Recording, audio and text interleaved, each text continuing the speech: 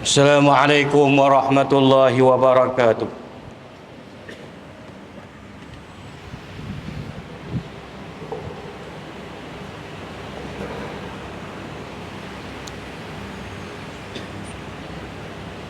Allahu Akbar.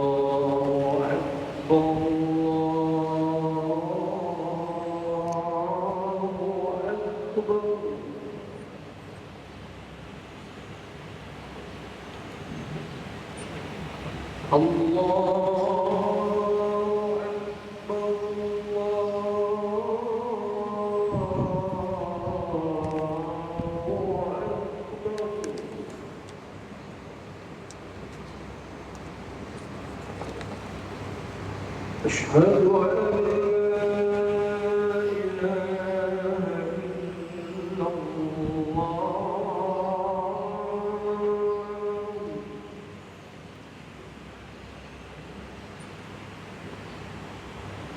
أشهد أن لا إله إلا الله.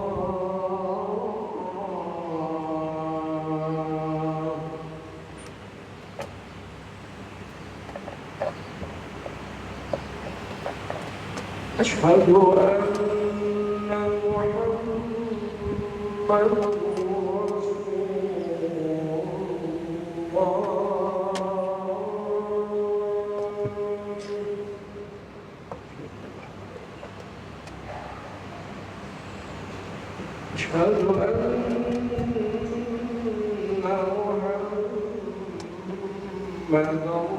رسول الله.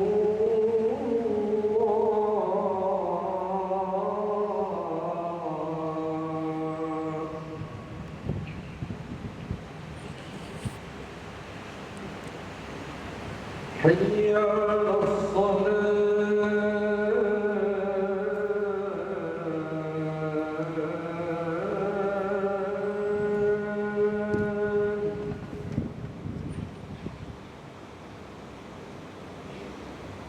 حي على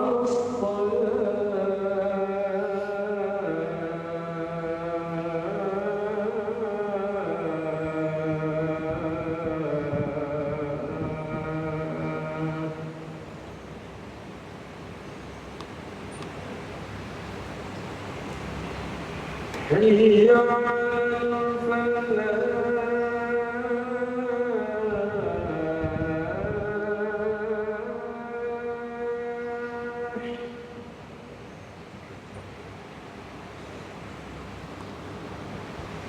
حي على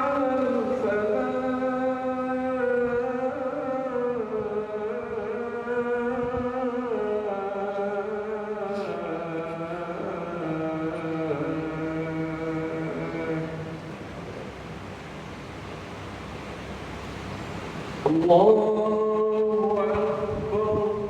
الله أكبر. لا إله إلا الله.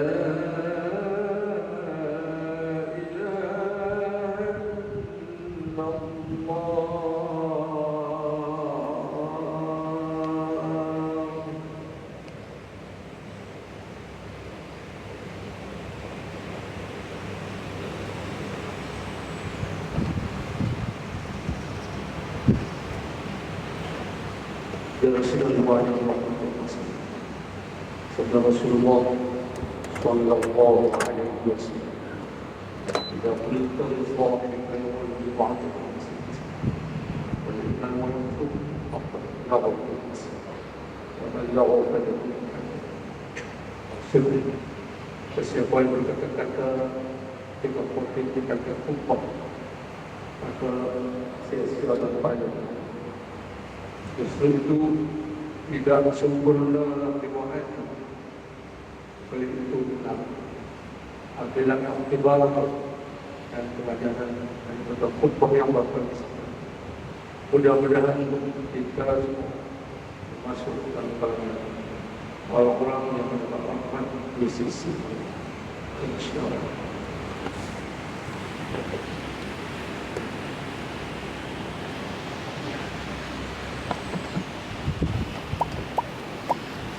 الحمد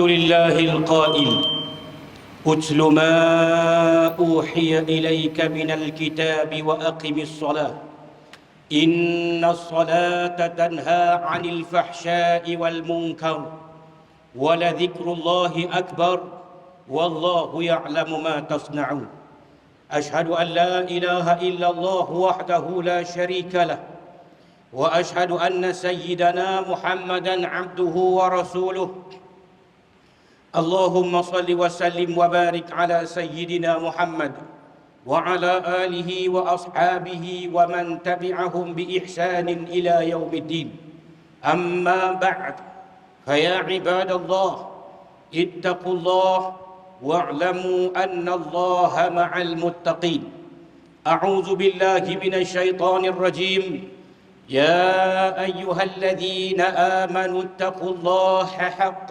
تقاته ولا تموتن إلا وأنتم مسلمون.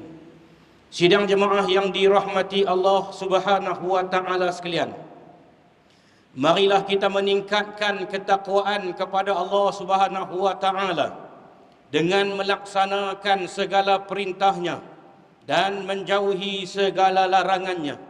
Mudah-mudahan kita sentiasa berada dalam rahmat dan keredaan Allah Subhanahu wa taala di dunia dan di akhirat.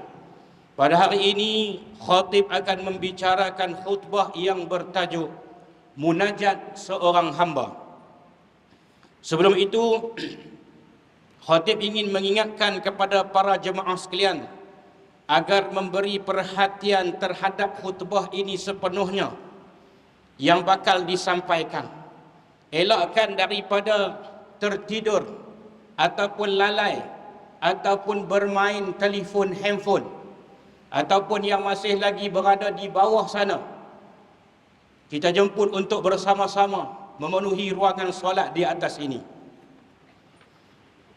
Sidang jemaah yang dirahmati Allah sekalian, solat merupakan rukun Islam kedua yang wajib ditunaikan setelah mengucap dua kalimah syahadah. Perintah mendirikan solat ini telah pun bermula semenjak berlakunya satu peristiwa besar dalam Islam, iaitu peristiwa Isra' wal Mi'raj. Ibadat solat mempunyai kepentingannya dan berkait rapat dengan kehidupan manusia.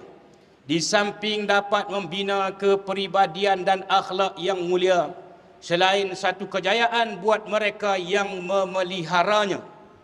Keutamaan solat dalam kehidupan seseorang sangat penting sehingga akan dirakamkan dalam sabdaan Nabi SAW, inna awwala ma yuhasabu bihil abdu yawmal qiyamati min amalihi salatuhu fa in saluhat qad aflaha wa anjah wa in fasadat faqad khaba wa khasar.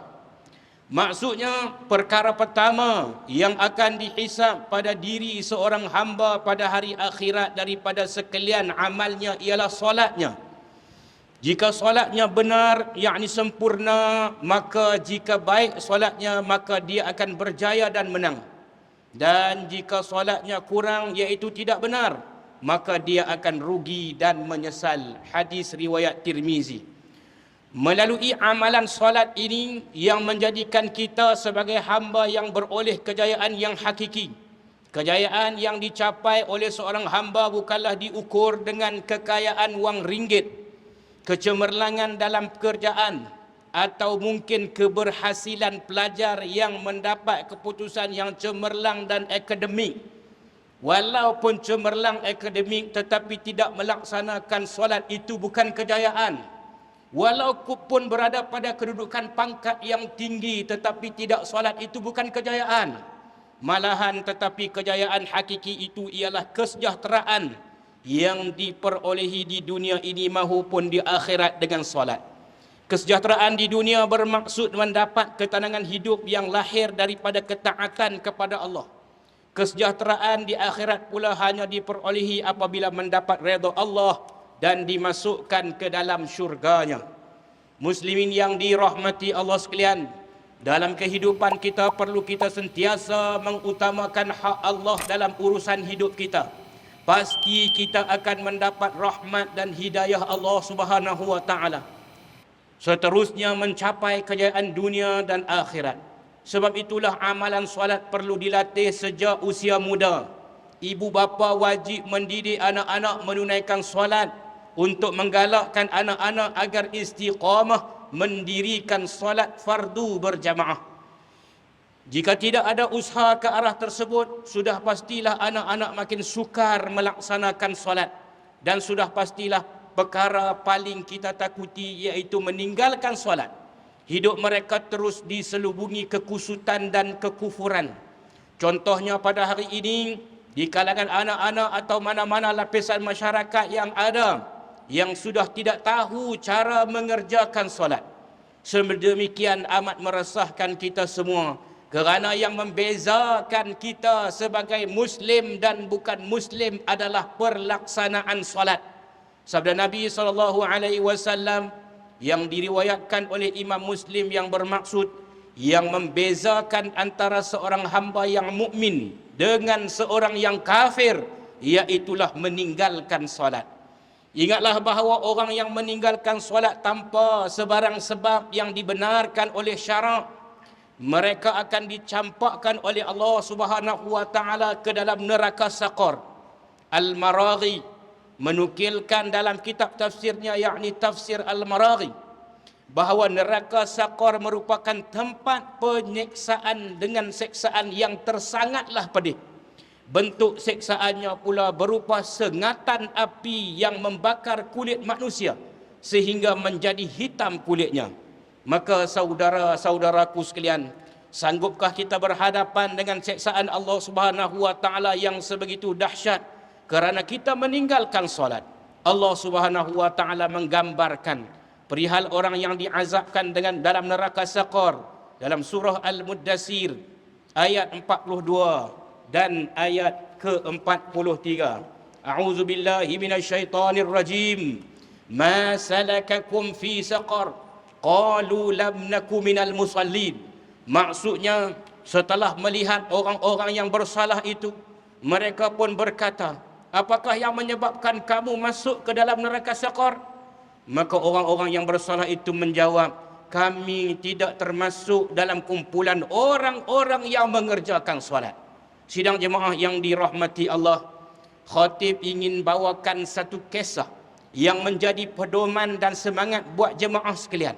Seorang sahabat Nabi SAW yang bernama Thauban radhiyallahu anhu. Menjadi kebiasaan yang unik dari beliau, iaitu setiap kali masuk ke masjid sebelum solat berjamaah, dia selalu beriktikaf di penjuru kanan masjid. Suatu pagi ketika solat subuh berjamaah akan dimulakan, Rasulullah SAW mendapati bahawa Thauban tidak berada di tempatnya seperti biasa.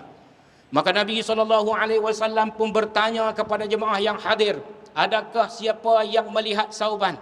Namun tiada seorang pun jemaah yang melihat Thauban.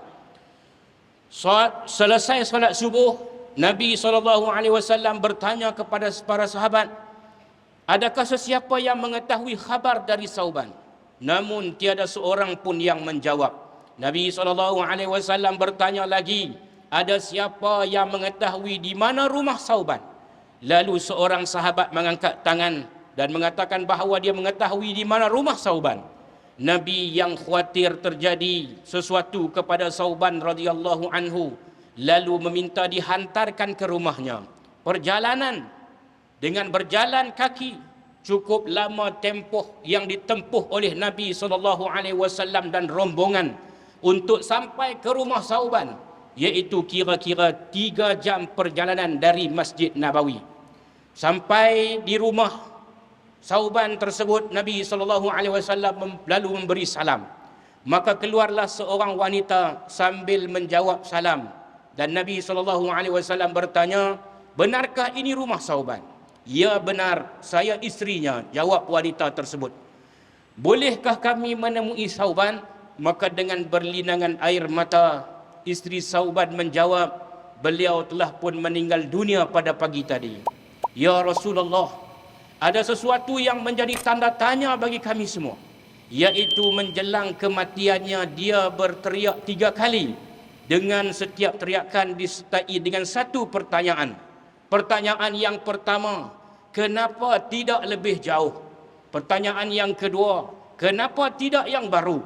Dan pertanyaan yang ketiga, kenapa tidak semua? Maka sabda Nabi SAW menyatakan saat itu Sauban dalam keadaan sakaratul maut. Allah Subhanahu wa taala tayangkan segala kisah hidupnya yang menyebabkan Sauban merasa tidak puas hati dengan amalannya. Maka kisah yang pertama, soalan kenapa tidak jauh, merujuk kepada kenapa perjalanan menuju ke masjid tidak lebih jauh lagi jaraknya dari rumahnya. Tentulah jika lebih jauh lagi jaraknya, maka lebih besarlah ganjaran yang diperolehinya. Tuan-tuan hadirin sidang jemaat sekalian, cuba bayangkan kesusahan sahabat berjalan kaki 3 jam untuk datang solat secara berjamaah, sedangkan kita mempunyai kenderaan yang hebat tetapi kita simpan di rumah sahaja. Kisah yang kedua, kenapa tidak yang baru? Merujuk kepada Sauban radhiyallahu anhu yang memakai pakaian luar adalah pakaian yang lama, sedangkan pakaian yang dipakai di bahagian dalam adalah pakaian yang baru. Kemudian semasa dalam perjalanannya ke masjid, beliau bertemu seorang fakir yang dalam kesejukan. Lalu beliau telah menanggalkan baju luarannya dan memberikan kepada fakir tersebut. Kekesalannya ialah kerana beliau telah memberikan baju yang lama, bukan baju yang baharu. Kisah yang ketiga, hadirin yang dirahmati Allah sekalian, kenapa tidak semua? Merujuk kepada satu kisah sewaktu Sauban memakan roti dan air susu. Tiba-tiba datang seorang hamba Allah dalam kelaparan. Lalu Sauban berasa simpati dan hanya membahagikan sama banyak dengan pengemis tersebut. Seandainya dia memberikan semua roti itu kepada pengemis tersebut, tentulah dia akan mendapat syurga yang lebih indah, kerana saat itu Allah Subhanahu wa taala memperlihatkan ganjaran dari perbuatannya dengan syurga yang indah. Jadi bermula saat ini, ayuhlah wahai kaum muslimin semua, ajaklah anak-anak kita supaya hadir berjemaah di masjid, supaya di masa depan kelak kita tidak berada di kalangan orang-orang yang menyesal dan kerugian. Bila anak-anak kita semakin membesar, kita akan rasa kesal kerana mereka tidak solat pertamanya. Yang kedua, mereka tidak lagi ada kecintaan untuk hadir ke masjid.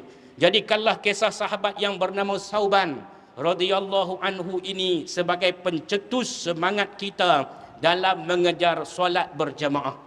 Saudaraku sidang jemaah yang dikasihi, sebelum mengakhiri khutbah, saya panggil untuk sahabat-sahabat, saudara-saudaraku yang mungkin sedang tertidur pada hari ini. Mungkin kita boleh mendengar intipati khutbah yang terakhir ini, kalaupun yang awal tadi kita tidak sempat mendengarnya. Yang pertama, solat merupakan kewajipan yang perlu dilakukan oleh setiap Muslim.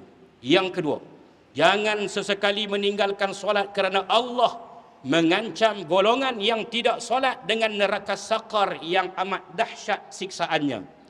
Yang ketiga, didiklah anak-anak dan keluarga supaya berterusan melaksanakan solat demi mencapai kesejahteraan di dunia, iaitu mendapat ketenangan hidup yang lahir daripada ketaatan kepada Allah. Kesejahteraan di akhirat pula hanya diperoleh apabila mendapat redha Allah dan dimasukkan ke dalam syurganya. Yang keempat, jadilah diri kita seperti sahabat Nabi iaitu Sauban radhiyallahu anhu yang sentiasa solat berjamaah, lalu membolehkannya dikurniakan kepada ganjaran syurga yang penuh dengan kenikmatan. A'udzu billahi minasyaitonir rajim. Walladzina hum ala salawatihim yuhafizun ulaika humul warithun alladzina yarithuna al-firdausa hum fiha khalidun. Maksudnya, dan mereka yang tetap memelihara sembahyangnya, mereka itulah orang-orang yang berhak mewarisi, yakni yang akan mewarisi syurga Firdaus, dan mereka kekal di dalamnya. Barakallahu li wa lakum fil Qur'anil azim wa nafa'ani wa iyyakum bima fihi minal ayati wadh-dhikril hakim. وتقبل مني ومنكم تلاوته إنه هو السميع العليم. أقول قولي هذا وأستغفر الله العظيم لي ولكم ولسائر المسلمين والمسلمات والمؤمنين والمؤمنات فاستغفروه فيا فوز المستغفرين ويا نجاة التائبين. اللهم صل وسلم وزد وانعم وتفضل وبارك بجلالك وكمالك على زين عبادك واشرف عبادك واسعد العرب والعجم وامام طيبه والحرم ابي القاسم سيدنا ومولانا محمد وعلى آله وصحبه وسلم ورضي الله تبارك وتعالى عن كل الصحابة رسول الله أجمعين.